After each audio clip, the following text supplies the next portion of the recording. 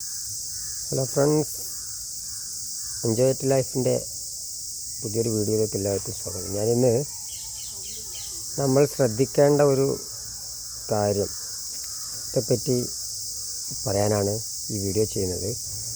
ഇത് കണ്ടോ, ഇത് നമ്മളെ ബേറാപ്പിളാണ്, ഡ്രമ്മിലാണ്. ഇവിടെ ഒരു ബേറാപ്പിളുണ്ട്,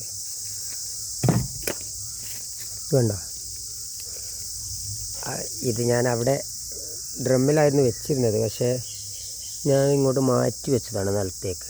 ഇതിനുള്ള കാരണം ഞാൻ പറഞ്ഞു തരാം. ഇത് ഞാൻ ബേറാപ്പിൾ വാങ്ങിയതായിരുന്നു.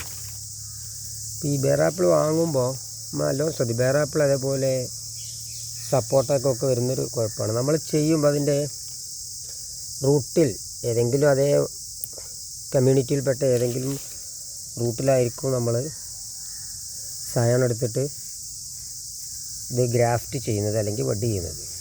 പക്ഷേ ഈ ബേറാപ്പിളിനും അതുപോലെ നമ്മളെ സപ്പോർട്ടൊക്കെ ഉള്ള കുഴപ്പം, അതിൻ്റെ റൂട്ട് തെളുത്ത് വരും. സയോൺ കുറച്ച് വന്നിട്ട് പക്ഷേ അടിയിൽ നിന്ന് റൂട്ട് വരും. അത് നമ്മൾ എടുത്ത് മാറ്റി കട്ട് ചെയ്ത് കൊടുക്കാതിരുന്നാൽ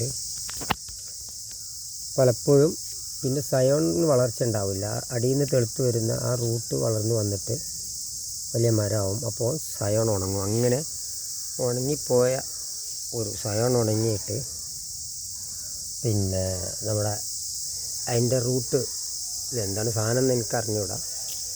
അതേ ഫാമിലിയിൽപ്പെട്ട എന്തോ ആണ്, പക്ഷേ ഇതിൽ നല്ല മുള്ളാണ്, ഒരു കാര്യമില്ല. കണ്ടോ, ഇത് വന്നു. അതിൻ്റെ സയോണായിട്ടുള്ള ബേറാപ്പിൾ, ഒറിജിനൽ ബേറാപ്പിൾ ഉണങ്ങിപ്പോയി. ഞാനിത് ഡ്രമ്മിൽ നിന്ന് ഇങ്ങനെ കുറച്ച് ശ്രദ്ധിക്കാൻ പറ്റില്ല. ഒരിക്കൽ വന്നിരുന്നു, അത് ഞാൻ കട്ട് ചെയ്തു. പക്ഷെ പിന്നീട് അത് റൂട്ടിൽ നിന്നും അതിൻ്റെ റൂട്ടിൻ്റെ ഷൂട്ട് വരുന്നത് ഞാൻ കാണാൻ പറ്റിയില്ല. ഇതാണത് കാണിക്കുക. ഇങ്ങനെ നമ്മൾ എപ്പോഴും ശ്രദ്ധിക്കേണ്ടത് ഇതാണിപ്പോൾ ഇതിൻ്റെ ചെയ്ത സ്ഥലം. ഇവിടുന്ന് ഇങ്ങോട്ടാണ് നമ്മളെ എന്തുള്ളത്, ബേറാപ്പിളിൻ്റെ ഒറിജിനൽ ഉള്ളത്. പക്ഷേ ഈ സൈഡിൽ നിന്നും ഇവിടെ നിന്നും വളർന്നു വന്നു. ഞാനത് മൈൻഡ് ചെയ്തില്ല. അപ്പോൾ അത് വളർന്ന് ഇതായി വന്നു. അതിൻ്റെ ഒറിജിനൽ ബേറാപ്പിളിൻ്റെ കമ്പ് ഷൂട്ട് സയാണ് ഉണങ്ങിപ്പോയി. ഇത് നമുക്ക് പണി കിട്ടുന്ന കാര്യമാണ്. അപ്പോൾ എപ്പോഴും നിങ്ങൾ ശ്രദ്ധിക്കേണ്ടത് നഴ്സറിയിൽ നിന്നും മറ്റും വാങ്ങുന്ന ഈ പ്ലാന്റുകളിൽ അതിൻ്റെ റൂട്ട് സ്റ്റെമ്മിൽ നിന്ന് ഏതെങ്കിലും അഡീഷണലായിട്ട് ഷൂട്ടായിട്ട് തെളുത്ത് വരുന്നുണ്ടെങ്കിൽ അത് കട്ട് ചെയ്ത് കൊടുക്കണം.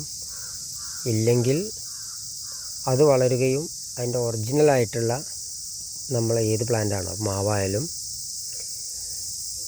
അതിൻ്റെ ഒറിജിനൽ നമ്മൾ ഉദ്ദേശിച്ച ആ ഫ്രൂട്ട് വളരാതെ ആ കമ്പ് ഉണങ്ങി പതിയെ ഉണങ്ങിപ്പോവുകയും ചെയ്യും. അങ്ങനെ ഒരു പണി കിട്ടിയ ഒരു കാര്യം നിങ്ങളെ അറിയിക്കാനാണ് ഞാൻ ഈ വീഡിയോ ചെയ്തത്. അപ്പോൾ വീഡിയോ ഇഷ്ടപ്പെട്ടാൽ ലൈക്ക് ചെയ്യുക, കമൻറ്റ് ചെയ്യുക, സപ്പോർട്ട് ചെയ്യുക. പറ്റുമെങ്കിൽ ഒന്ന് ഷെയർ ചെയ്യുകയും ചെയ്യുക. Okay, thank you.